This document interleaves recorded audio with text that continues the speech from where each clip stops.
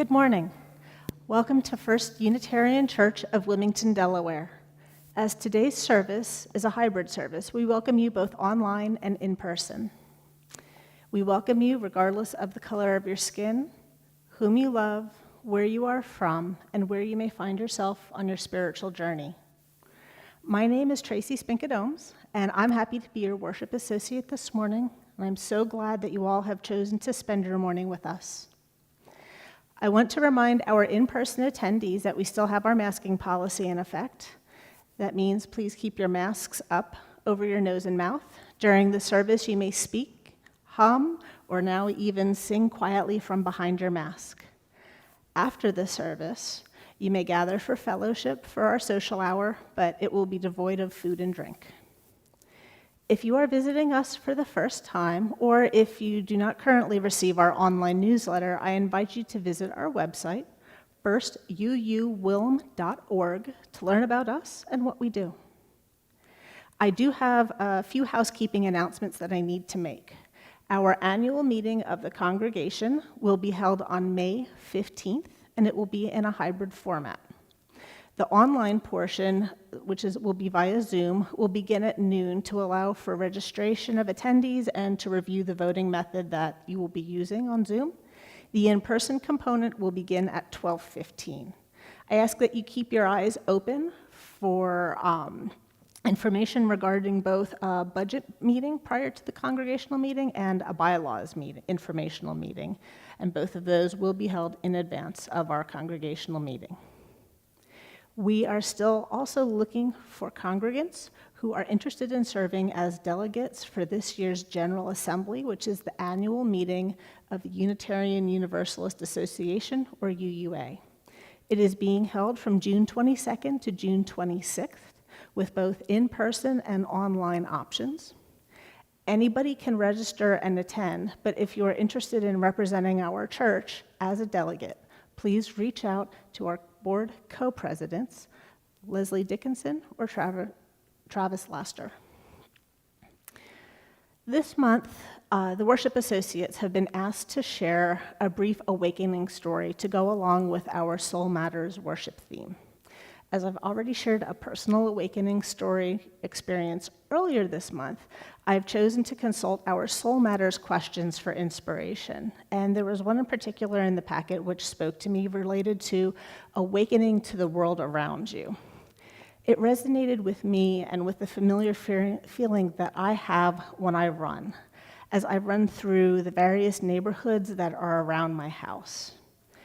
I find that when I'm running, I'm able to experience it in a different way, and I appreciate so many of the smaller details, whether it be a child's chalk drawing on the sidewalk or in the street, the scent of the honeysuckle, blooming flowers full of color, visually appealing to my eye, and the bird songs that I hear in the early morning hours when I run. At these times, those surroundings all come alive in a way that I can't experience when I'm just driving those same routes. Today, I would like to welcome Reverend Alison Cornish to our pulpit. Reverend Alison is Unitarian Universalist minister living in Shelburne Falls, Massachusetts. She is currently a program consultant with the BTS Center, an organization dedicated to spiritual leadership and ecological imagination. Reverend Alison is also the former executive director of Pennsylvania Interfaith Power and Light. She has studied with the Buddhist teacher Joanna Macy, delved deep into the work of eco-theologian Thomas Berry, and is a Green Faith Fellow. And now, let us prepare our hearts and minds for worship.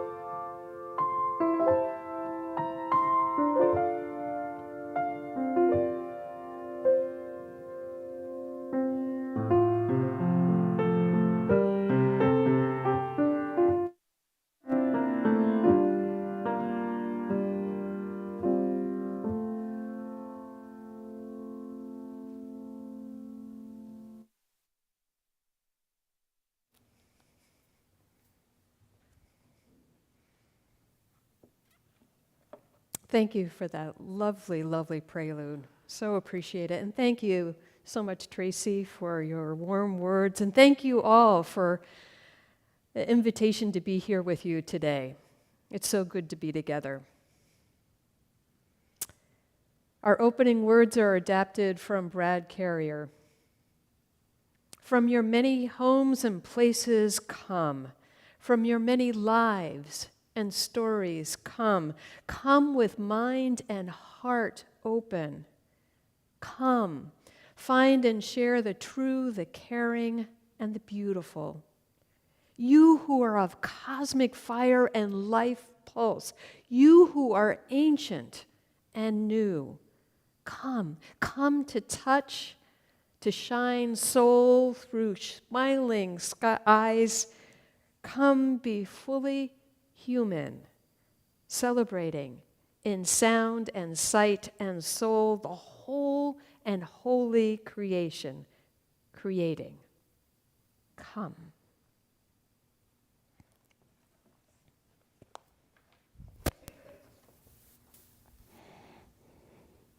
Today's chalice lighting, like the first hint of green, was written by Jennifer McLaughlin. As we light our chalice in the sanctuary, I invite you to join us by lighting one at home.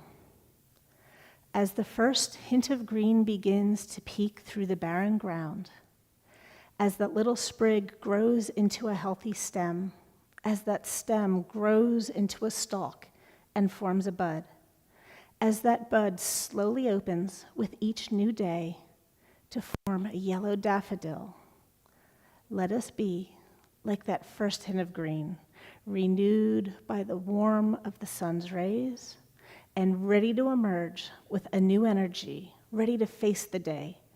We light this chalice to bring a glimmer of that warmth into our space. Come, let us worship.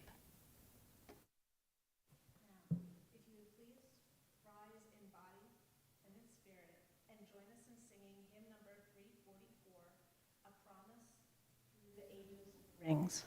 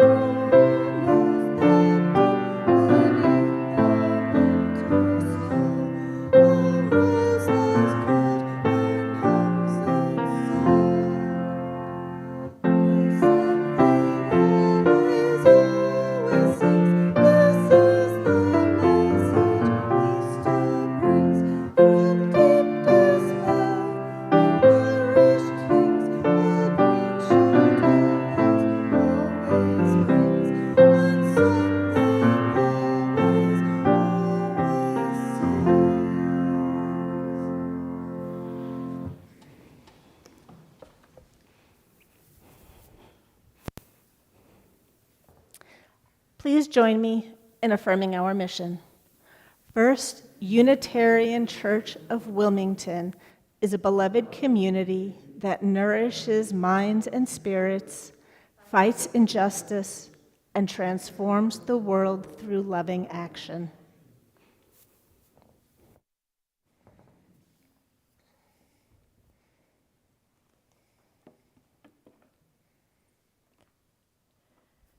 Our time for all ages this morning is the story of two frogs, and it comes to us from the Unitarian Universalist minister Chris Buse, who wrote this quite a while back, and I find it to be one of those timeless tales.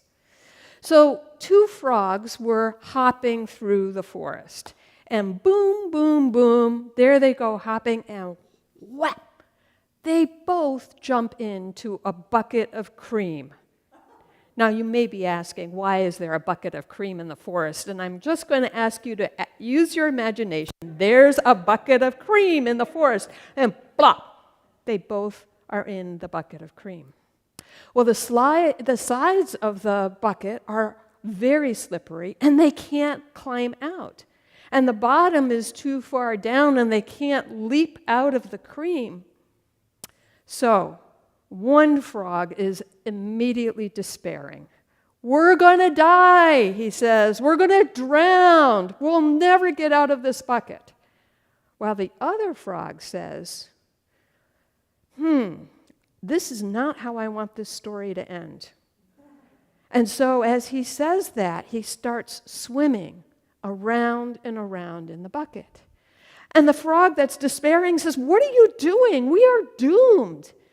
And the other frog just keeps swimming around and swimming around. And he says, come on, we've got to do something. Swim with me, swim with me. I know, we'll start chanting. So he starts up a chant, keep hope alive, keep hope alive, keep hope alive, keep hope alive. And the other one is like, okay, whatever you say. And so they're swimming around and around in this bucket saying, keep hope alive, keep hope alive. And as they swim, something happens. They begin to feel the cream get more and more solid. And in fact, the more they swim around in a circle, the more solid that cream feels. In fact, they are making butter. Keep hope alive.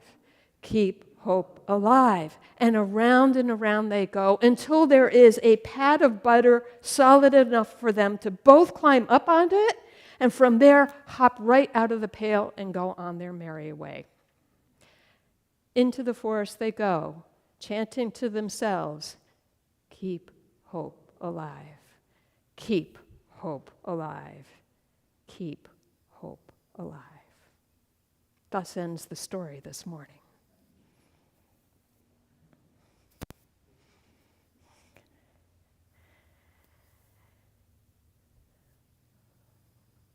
When we come together as a community, as a congregation, when we gather from our weeks, our jobs, our retirements, our schools, our families, we come into this sanctuary of being.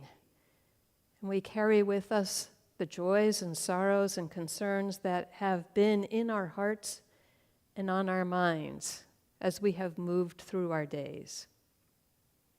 This is the time to bring those into common holding, to share with one another those things that are so attached, so in us, that we need to give them voice. Tracy's going to start out this Prayers of the People with a small announcement, and then we'll hear from all of you.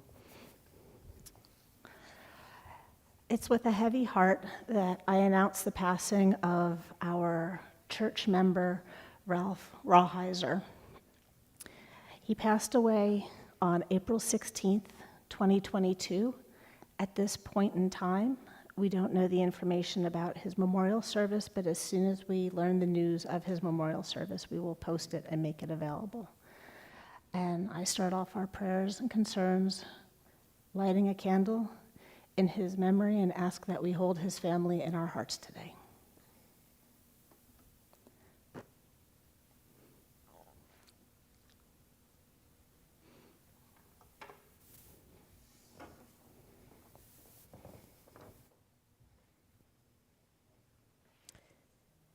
Thank you, Tracy.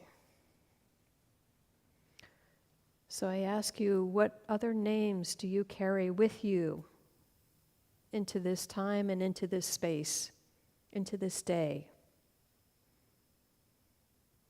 Let's pause to hear those, either you listening to them deeply in yourself, in your heart,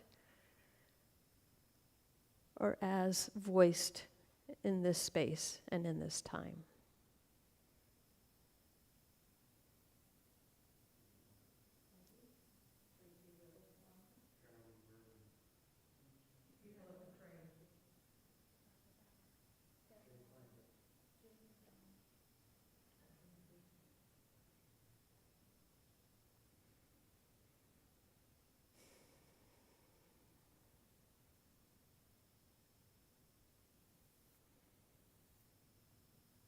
May all whose names were spoken and those unspoken find peace and healing this day.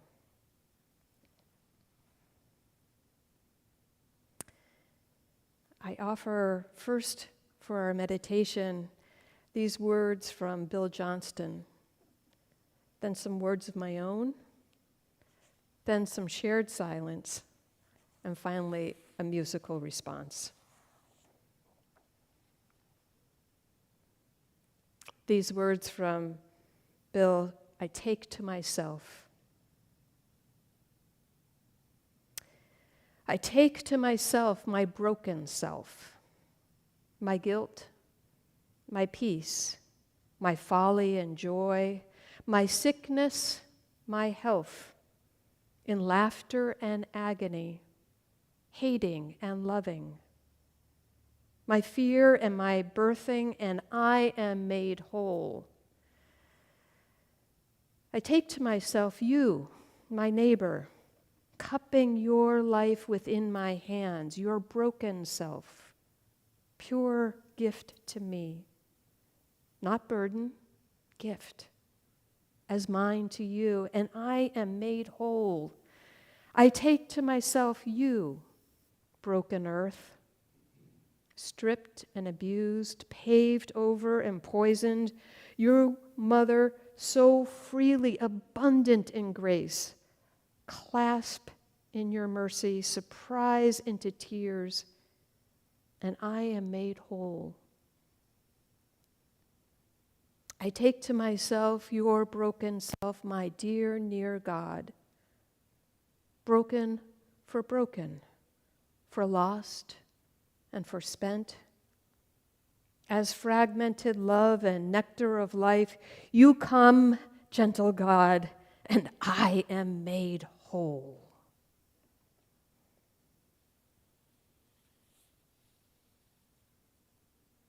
To that near and dear God, to the Spirit of love and to the Spirit of life, you are our refuge. You are our longing. You are our comfort. You are our urging. Come to us in the times that are dry. Come to us in the times when we are flooded with distraction, with worry, with aridness. Come to us so that we may be made whole, whole humans, whole beings, whole and holy. Come unto us, and we will be made whole. Let's share some silence together.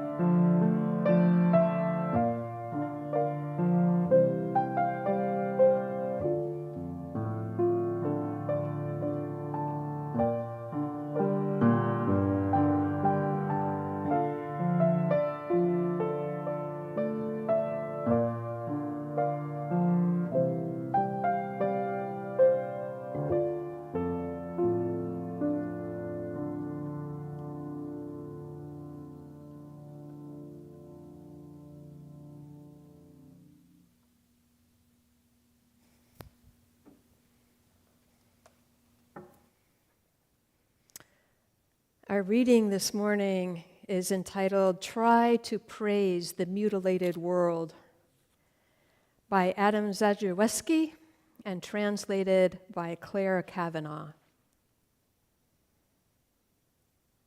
Try to praise the mutilated world. Remember June's long days and wild strawberries, drops of wine, the dew, the nettles that methodically overgrow the abandoned homesteads of exiles. You must praise the mutilated world. You watched the stylish yachts and ships. One of them had a long trip ahead of it, while salty oblivion awaited others. You've seen the refugees heading nowhere.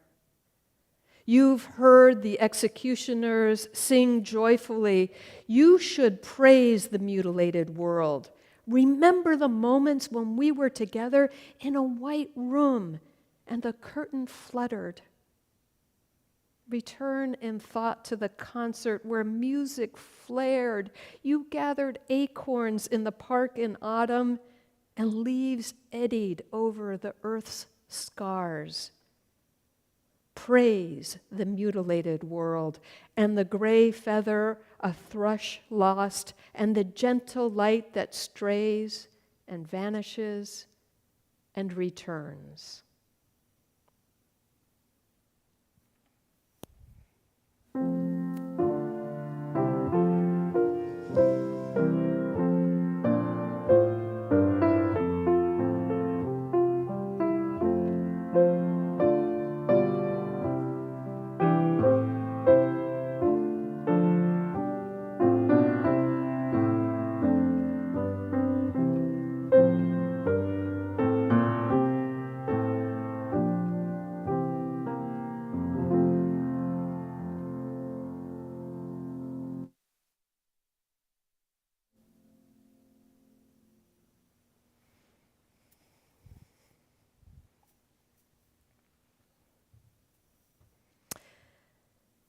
Just looking around the sanctuary this morning, I know that most of you have been around long enough to hear a lot of sermons.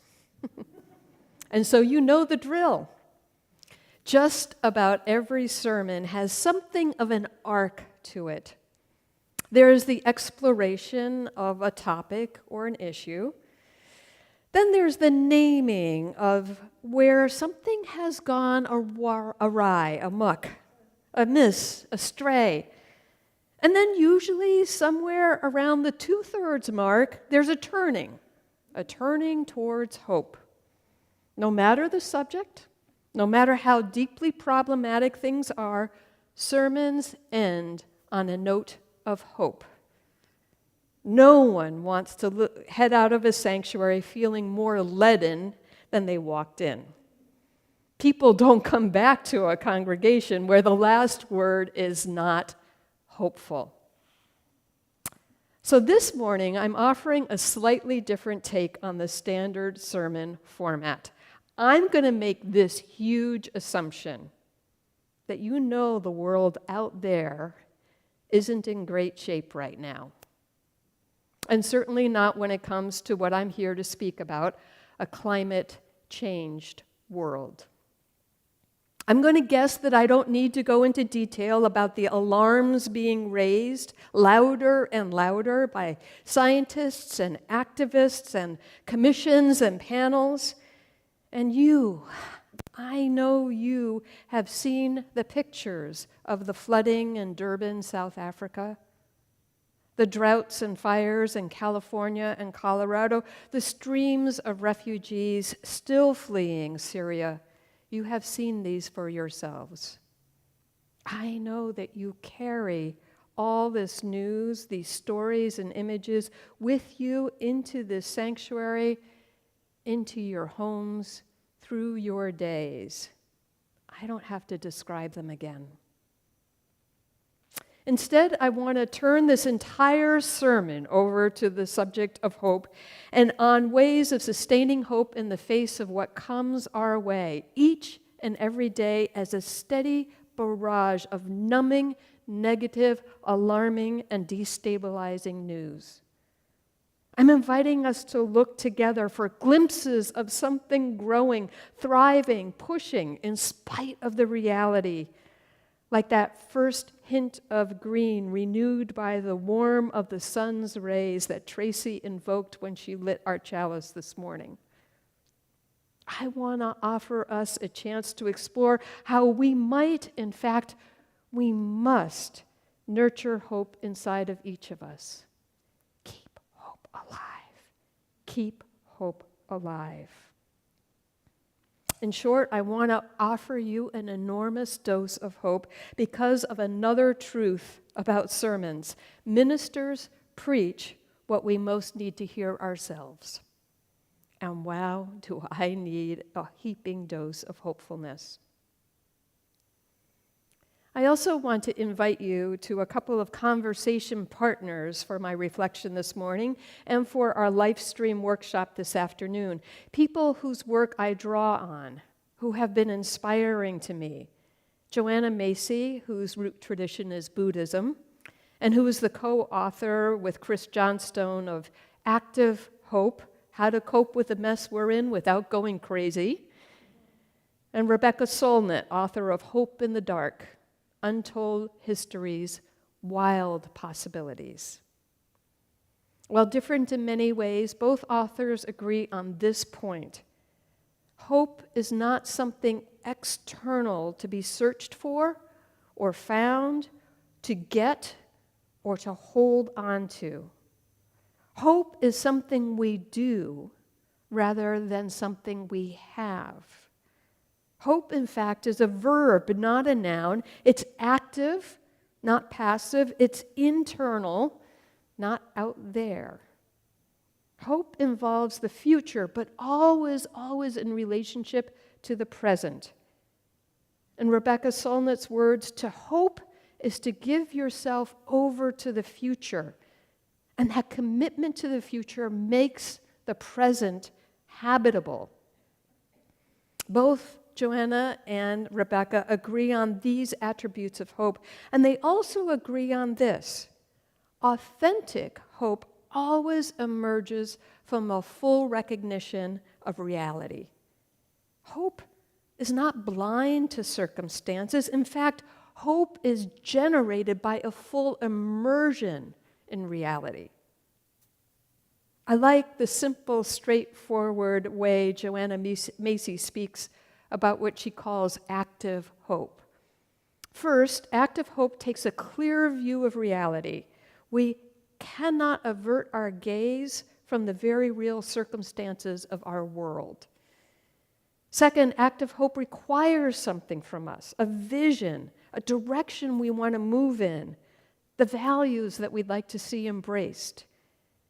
And finally, active hope becomes the steps we take to move forward. Hope calls for action, but action is impossible without hope.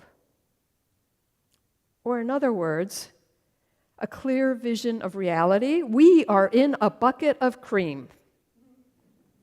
A vision of what we hope for, to live to see another day, to not have life end this way. Take steps, swim, chant, and see what happens. Those steps, activated hope, if you will, lead us to another characteristic of hope. Hope is not about outcomes, it's about desire. Now, one of those frogs had a desire to live, but the happy ending to that story certainly wasn't guaranteed. Maybe the cream didn't have enough fat content to turn into butter. Maybe hoping frog couldn't persuade his despairing friend to swim, and so the butter didn't form because he exhausted himself. Maybe the butter formed, but the frogs were still too far down on the bucket to jump out. There were no guarantees. But in Joanna's word, if that's what we need in order to act, if we need an assurance of a particular outcome we have in mind, if we require this kind of hope before we commit ourselves, Our ability and willingness to act is likely to get blocked as we weigh the chances and don't even get started. In her words, active hope is about becoming active participants in bringing about what we hope for, all the while knowing that there's no guarantee that we will succeed in bringing about what we hope for, yet the process of giving our full attention and effort brings out our aliveness. You might say that the ultimate end is to die hoping, because that means one is fully alive until we die. There's a new film coming out later this week that offers a great example of this. Youth versus Government, about to be released on Netflix, tells the story of 21 children and youth, represented by the Children's Trust, who have sued the United States government for violating their constitutional rights by stealing their future. The case maintains that by subsidizing the extraction of fossil fuels and passing energy policies that increase the rapidly deteriorating conditions that will constitute the world in which these young people will be living, they have been denied their constitutionally guaranteed right to a future. It is an audacious lawsuit, and right now it does not look like the plaintiffs will prevail. But in the words of one youth, we can't make this about whether we win or lose. It's about raising the issues, awakening others, telling the story, raising consciousness. If we pin everything on winning, he says, we are bound to be disappointed. Their lawsuit may never see the outcome that they seek. Their days in court may not result in a win. That's not stopping them. And being attached to the outcome risks overlooking the extraordinary commitment of the plaintiffs, the attention of thousands to the case, the plethora of similar lawsuits they have inspired around the world and in every single state in the United States. In short, the collateral good that is emerging side case. Narrowing the definition of the outcome to that which we wish for too easily blinds us to all the good that there is. We don't know what will happen. This is vital when we are dealing with hope, and climate change too. Virginia Woolf wrote, "The future is dark, which on the whole is the best thing the future can be, I think." And dark here means inscrutable, unknown, or in the words of Rebecca Solnit, it has the spaciousness of uncertainty. Now, as a species, we are generally uncomfortable with uncertainty, and the last 2 years of the pandemic illustrate that amply. Uncertainty tends to make us more anxious than excited. So it's interesting to note for ourselves as individuals, and for our society too, how do we fill in the blank of an unknown future? Is it a place where our worst fears will surely be realized? A future certain doom and gloom? Change is inevitable, and with change comes a degree of uncertainty and instability. But these conditions can offer fertile ground for hope, should we choose to respond in that way. As Rebecca writes, hope is not about what we expect. It is an embrace of the essential unknowability of the world, of the breaks with the present, the surprises. Now, if we look at hope in these ways, fully accepting reality, engaging our agency as human beings who choose to act, and a full embrace of the essential unknowability of the world, I think we can begin to see some of the challenges we as Unitarian Universalists have with hope. But I also think we have something quite important to bring as well. As Unitarian Universalists, we pride ourselves on facing facts. We see the value in fact-based research, the scientific method, the full and real story. We believe in applying reason to all aspects of life. So in light of this, hope might not seem to apply. It's more like engaging with fantasy than reality. But facts combined with hope can lead to transformational change which facts alone are unable to do. Hope connects us with values. So, for example, when our Unitarian Universalist publishing house, Beacon Press, chose to publish the Pentagon Papers or the new Jim Crow, these crucial decisions to act were more than simply putting facts in front of people. It was truth-telling bonded with a hope for transparency and for justice to reign. It's all about keeping hope alive. Yes, Unitarian Universalists are realists, which can cause a certain amount of skepticism in things unseen, like faith, and yes, hope as well. If Unitarian Universalism were a state, we would be Missouri, the show-me state. And I really appreciate the let's be real sentiment. And yet, when it comes to hope, this attitude can easily morph into, show me where this is going, and then I'll decide if I'm going to come along too. Which is another way to squelch hope. The need to have the assurance of a predetermined version of the future. But think of all the surprises, both wonderful and challenging, we Unitarian Universalists could not have predicted or choreographed, but were instead products of imagination and active hope.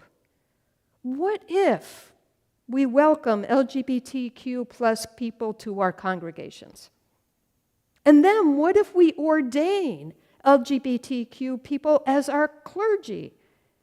And what if those clergy performed marriages of same-gender couples as if it were normative, an everyday occurrence? Could our dreams of equality become the law of the land? Hope answers to what if, not to show me, prove it. Perhaps you have heard of Project Drawdown, another ambitious and audacious endeavor.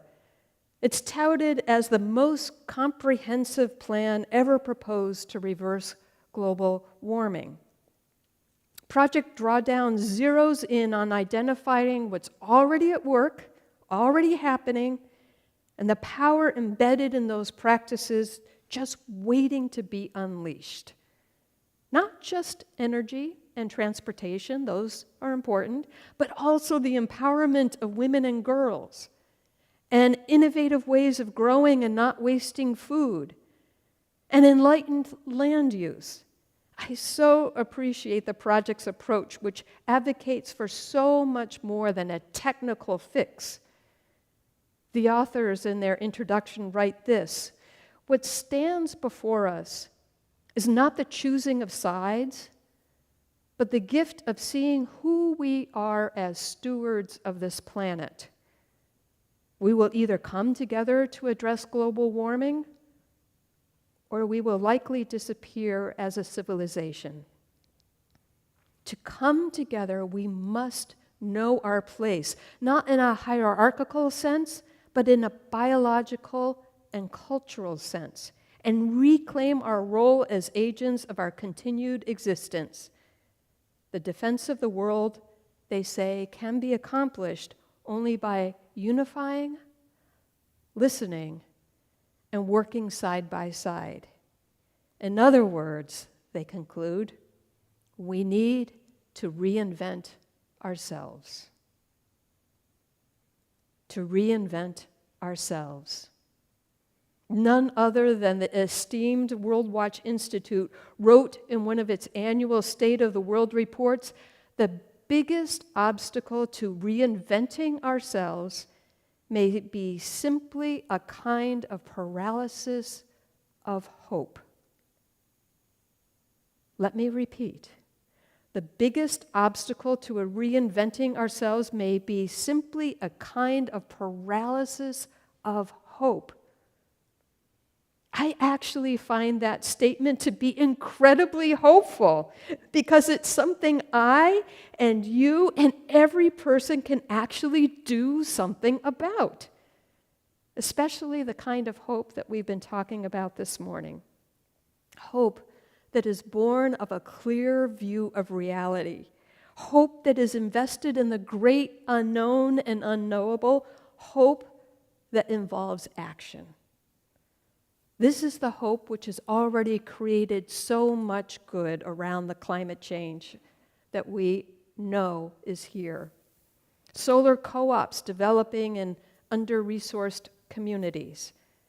New blue-green alliances forming between environmentalists and labor unions. Youth and young adult finding their voices and the power to say no. No to oil trains and coal ports and pipelines. A pope who firmly weds faith to economic, social, and environmental justice. These are signs of hope like the small green shoots of our chalice lighting. Signs that somewhere someone has looked at the hard facts, dreamed of a brighter future, and moved forward towards it. In fact, I see little choice in the matter because hope cannot come from hopelessness, nor does it come from outside of ourselves. Václav Havel wrote, "The kind of hope I often think about is a state of mind, not a state of the world." Hope must be created and recreated, imagined and reimagined in a continuous, never-ending process. And it is a task everyone can and must do. Either we cultivate hope or we don't. It is a dimension of the soul. It is not essentially dependent on some particular observation of the world or estimate of the situation. It is an orientation of the spirit, an orientation of the heart. As individuals, as congregations, as communities, in all the ways that we are human together, we know that when we lower our use of fossil fuels by insulating and weather stripping buildings or using public transit or biking or walking, when we lower the planet's release of methane by eating less red meat, when we help our neighbors lower their energy use and emissions by giving them LED light bulbs and creating new compost piles, knocking on doors of our state representatives, writing letters to the editor. Yes, with each of these, we are working to reduce the effects of climate change. And when we do these actions as people of faith, we are also sustaining hope for ourselves and for our communities. When it comes to climate change, the effect of thousands of individual and collective actions, it's an unknown. We don't know when or even if there's a positive tipping point. But we do know the effect of collective hope, an active hope that brings out our full aliveness, draws on our values and our imaginations, and brings us together in acts of solidarity and love. It was our Unitarian ancestor, the Reverend Theodore Parker, who said, "I do not pretend to understand the moral universe. The arc is a long one. From what I see, I am sure it bends towards justice." The Reverend Dr. Martin Luther King Jr. often said similar words, as did former President Barack Obama, but he added to it. But here's the thing.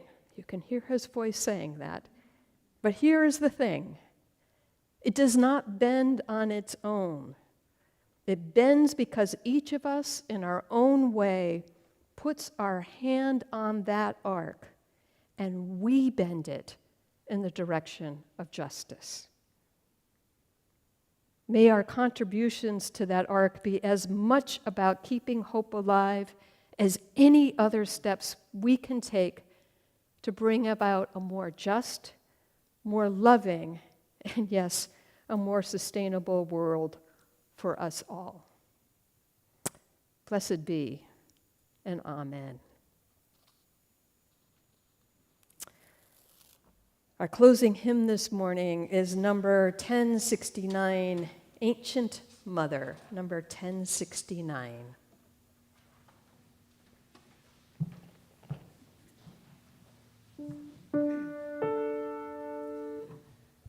Ancient Mother, I hear you calling. Ancient Mother, I hear your song. Ancient Mother, I feel your laughter.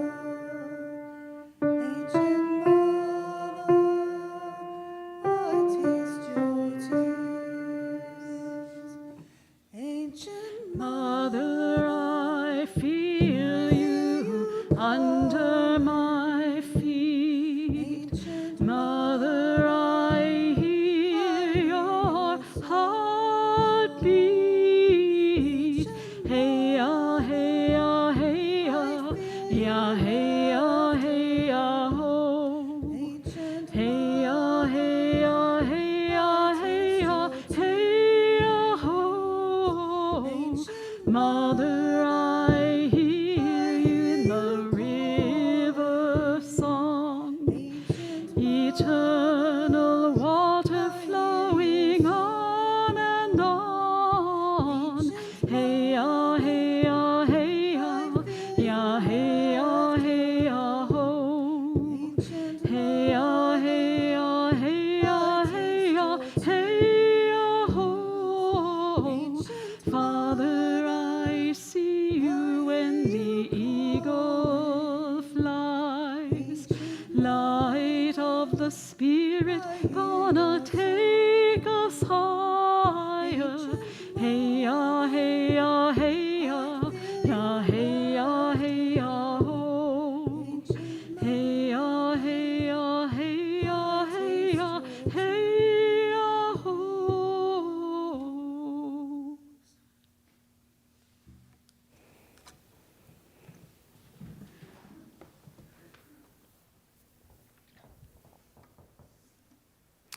I value and appreciate the work our church does, from Sunday worship to social justice and everything in between. In addition to our annual giving, each Sunday we have the opportunity to support our church and the work it does by giving to the Sunday offering. On a Sunday morning, there are 4 ways to give. For those attending in person, you can leave your offering in the sanctuary. Other ways to give are to send a check to the church office, donate through our online donation page linked on our website, or via the Vanco mobile app on your smart device. To pledge to our stewardship campaign in the event that you have not done so yet, you can either fill out a paper copy available here, or you can fill out an online pledge form, also accessible via the link on our website or in our e-news. At this time, please join me in dedicating our offering to the work of this congregation, which is weaving a tapestry of love and action. We dedicate our lives and these our offerings.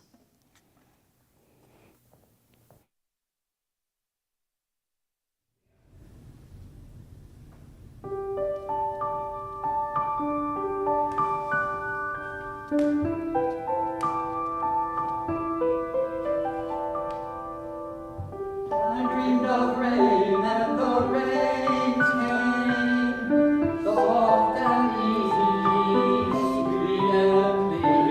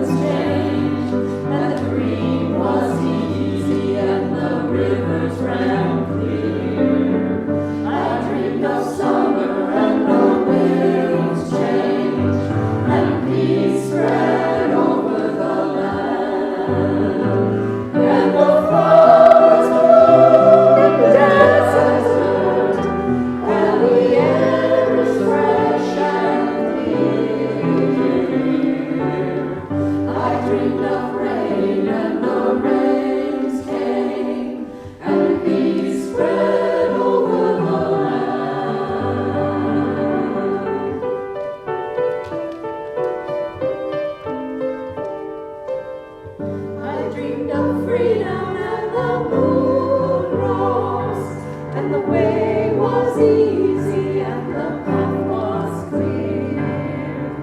I dreamed of freedom and the moon rose and peace spread over the land. And the golden stars are shining and the night is bright and clear. I dreamed of freedom and the moon rose and peace spread over the land. I dreamed of heaven and the earth sang, and the sound was easy, the song was clear.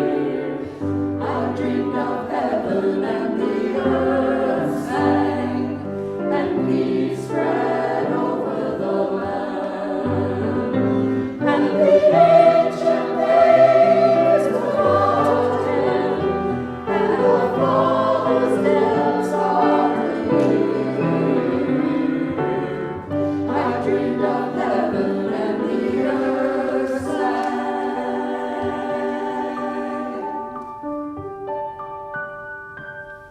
Peace spread over the land.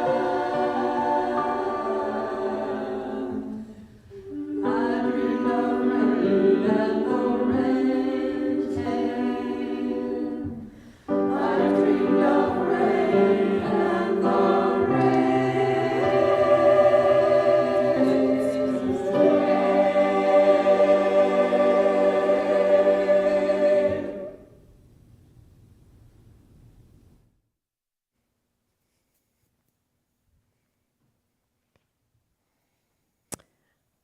I want to thank you again for the welcome that you've offered me this morning, and I look forward to seeing many of you at the live stream this afternoon. I understand that if you did not pre-register, that's just fine. Just let Reverend Larry know that you'd like to attend, and we'd welcome you. Our closing words are from our Unitarian Universalist colleague, Wayne Arneson. Take courage, friends. The way is often hard. The path is never clear, and the stakes are very high. Take courage, for deep down there is another truth. You are not alone.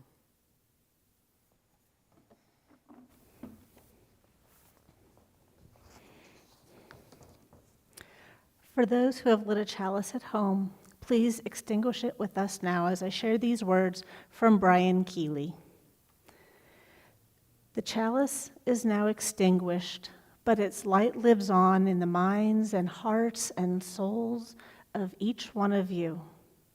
Carry that flame with you as you leave this place and share it with those you know, with those you love, and most especially with those you have yet to meet. Blessed be.